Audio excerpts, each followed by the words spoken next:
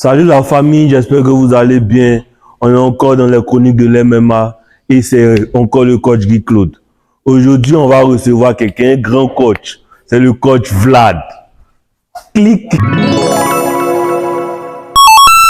Bonsoir coach Vlad. Bonsoir coach. Comment vous allez? Ça va bien chez vous? Ça va très bien. Merci. Présentez-vous pour le public. À l'état civil, je suis Nzi Onam Fabrice. Et dans le milieu de sport, on m'appelle coach Vlad. Ok. Qui est Nzi Fabrice? Nzi Fabrice, c'est un passionné des arts martiaux. J'aime beaucoup les arts martiaux depuis tout petit. Parce que moi, j'ai grandi à Bobo de Rail. Donc, quand on regardait les films de Jean-Claude Van Damme, c'est lui qui m'a plus inspiré à aller au karaté à cause de ses coups de pied. Et après, j'ai aussi aimé aussi Mike Tyson, sa manière de boxer, ses déplacements. Voilà, donc j'ai de l'amour pour le milieu de sport, quoi. Surtout les combats. Ok. Comment vous êtes arrivé dans le sport? Dans le sport. Dans les sports de combat. Les sports de combat. À vrai dire, j'étais déjà combattant. Je viens d'une discipline vietnamienne qu'on appelle le Viet Vo Dao. Voilà, je me suis entraîné longtemps parce que lorsque tu commences une discipline, c'est vrai qu'il y a les katas qu'on fait, mais on était plus axé sur le combat. C'est l'action. Voilà. Donc, sur le combat, et c'est ainsi j'ai connu le Viet Vo Dao parce que je n'aimais pas trop les disciplines qui étaient trop connues. Ok. Voilà, donc c'est comme ça que je suis rentré dans le milieu de sport et j'ai commencé dans le Viet Vo Dao et j'ai fini champion de ma catégorie la première année. Donc, c'est un peu ça. Et que pensez-vous du MMA en Côte d'Ivoire? Le MMA en Côte d'Ivoire, je pense que c'est maintenant que le MMA est en train de prendre de l'ampleur ici en Côte d'Ivoire. Parce que on voyait plus le Muay Thai, kickboxing et puis la boxe anglaise. Mais aujourd'hui, on voit que le MMA est en train de s'installer en Côte d'Ivoire, qui est en train de détrôner même le Muay Thai, le kickboxing et puis comment on appelle, la boxe anglaise. Donc, je pense que s'il y a de bonnes personnes qui sont au devant de cette discipline ici en Côte d'Ivoire, les choses vont aller de mieux en mieux, quoi. Ok, que pensez-vous de la nouvelle organisation du MMA, l'AML? L'AML, comme on le dit chez nous, à quoi va l'AML, hein? Parce que l'AML vraiment, dès son arrivée en Côte d'Ivoire, on a senti que vraiment les gens aimaient le MMA, mais ils ne savaient pas où se tourner pour apprendre le MMA ou même pour pouvoir participer à une compétition de MMA. Il y en avait déjà ici, mais il n'y avait pas assez de communication, il n'y avait vraiment pas d'engouement. Mais avec l'arrivée de l'AML, la communication, vraiment, ça a changé beaucoup de choses. Et je pense que l'AML apporte vraiment une grande visibilité en MMA ici en Côte d'Ivoire. Ok, c'est quoi votre rôle à l'AML? Mon rôle à l'AML, d'abord, je suis préparateur physique. Je suis chargé de la formation des athlètes. Je suis chargé de recruter les athlètes, de la formation des athlètes. Et aussi, je fais partie aussi de la commission juge et arbitre. Qu'est-ce que vous pouvez dire? Qu'est-ce que tu peux dire à tous ces jeunes qui veulent commencer la boxe, qui veulent commencer le MMA, qui veulent se mettre au sport de combat? Ce que je peux dire à la jeunesse ivoirienne, moi j'étais beaucoup bagarreur. Là, moi je ne peux pas mentir. Comme je l'ai dit, on a grandi à Bobo de RAE depuis 1999. On avait ce qui s'est passé en Côte d'Ivoire ici. J'aime beaucoup me bagarrer. Mais si vous êtes 5-10, je fais le palabre comme on le dit. Mais depuis que j'ai commencé les arts martiaux, ça m'a vraiment canalisé. Et quand j'ai un problème, quand je rentre dans une salle de sport, que je me défoule, j'oublie mes problèmes et je passe à autre chose. Donc, je demande à la jeunesse ivoirienne de pratiquer le sport. Le sport apporte quelque chose de bon, surtout à la santé physique et mentale aussi.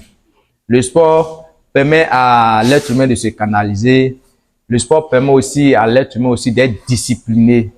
Et ça donne aussi la confiance en soi, que ce soit la boxe anglaise, le MMA, mais tout passe par la discipline. Lorsqu'on est discipliné, on peut atteindre nos objectifs comme Francis Ngannou, comme Mike Tyson. Alors, on prend l'exemple de Francis Ngannou. On ne pouvait pas l'imaginer un jour être champion de MMA et puis rencontrer le grand Mike Tyson qui est en train de le coacher pour son combat contre Tyson Fury, n'est-ce pas ça? Voilà. Merci. Donc, tout est possible comme on le dit. Nous, on n'a pas eu la chance que l'AML vienne nous rencontrer en ce moment. On avait cette fougue-là de faire les compétitions, mais je pense que ils ont cette chance-là. Et aussi, c'est une chance pour nous aussi, nous les coachs aussi, aujourd'hui, on va se faire connaître grâce à l'AML, on va connaître la qualité de chacun de nous, tout ça et tout. Donc, c'est mon message à la jeunesse ivoirienne de s'adonner au sport. Il n'y a rien dans la drogue, il n'y a rien dans le banditisme. On peut réussir bien dans le sport. C'est vrai que c'est vraiment difficile dans le milieu du sport. Après une compétition, on voit c'est les 10 000, les 15 000, les 20 000. Ces mêmes personnes sont obligées d'aller faire du n'importe quoi pour pouvoir subvenir à leurs besoins. Mais je pense qu'avec l'arrivée de l'AML, les choses sont en train d'être boostées. Et je pense que la jeunesse ivoirienne pourra s'en sortir normalement. Que pouvez-vous nous dire de l'événement de l'AML qui va se passer le 21 octobre?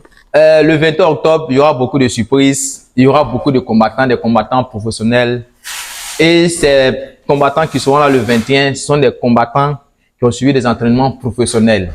Voilà, comme on le dit, on n'est pas dans une salle de sport. Ouais, toi, viens faire combat. Non, non, non. Ils ont été formés. Et j'invite toute la population ivoirienne. C'est vrai qu'ils voient le MMA à la télé, ils voient UFC, ils voient les Conor McGregor à la télé, tout ça. Mais nous, on a nos McGregor ici. On a beaucoup de combattants qui sont vraiment pétris de talent aussi. Donc, j'invite la population ivoirienne qui vienne assister. Hein. C'est un événement, hein. C'est vraiment grand, c'est du jamais vu en Côte d'Ivoire. Il y aura beaucoup de surprises et les combattants vous attendent. Ah, l'AML promet. Ça promet. Donc, rendez-vous ce 21 octobre parce que ça va pas être du jeu. Voilà, ça va pas être du jeu. Donc, vous aurez beaucoup de... Il sait qu'il y aura beaucoup de chaos, il sent ça. Il y aura beaucoup de chaos, mais c'est le milieu du sport. Hein. Quand les chaos, ça donne plus de goût à la chose. Ouais, voilà, si, donc si. c'est un peu ça. Et que penses-tu du combat de la soirée? Le combat Memo Axel. Memo Axel, bon, comme je l'ai dit, moi je suis toujours à 50-50. Hein. Je ne néglige aucun combattant. Tu peux battre quelqu'un 10 fois, 15 fois, mais tu ne sais pas comment il s'entraîne, tu ne sais pas comment il se prépare pour revenir.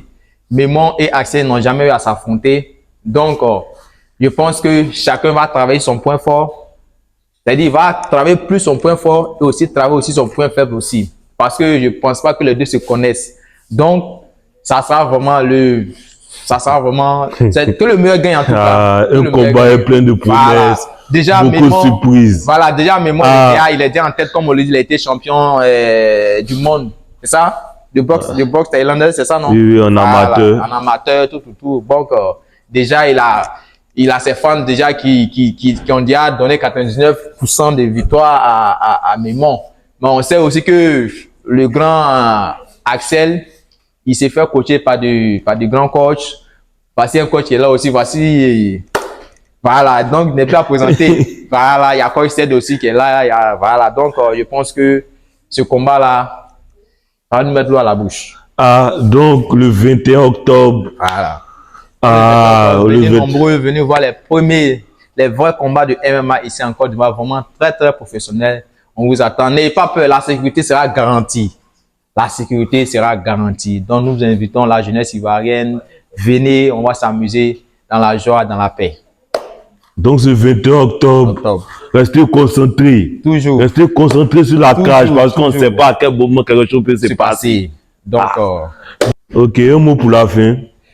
Bon, un mot pour la fin. D'abord, merci, coach.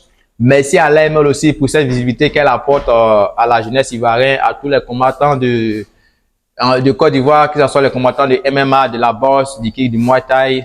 Et surtout aussi cette visibilité que l'AML apporte aussi à nous qui sommes des coachs. C'est vrai, comme on le dit, il y a des coachs qui sont pas connus, tout, mais ils font de très bons travail aussi. Mais aujourd'hui, grâce à l'AML, beaucoup d'hommes sont en train de nous connaître. Et ce n'est que le début. Et on pense que de bonnes choses arrivent et de bonnes choses vont continuer d'arriver. Merci à vous et vive l'AML. Vive l'AML. Parce que le 21... Voilà, ça ne sera pas du jeu. Aïe. On va se boxer dans la paix.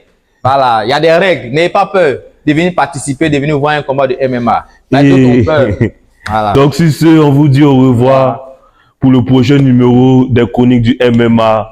On vous donne rendez-vous ce 21 octobre au centre ivoiro-coréen. Bye bye. Bye bye.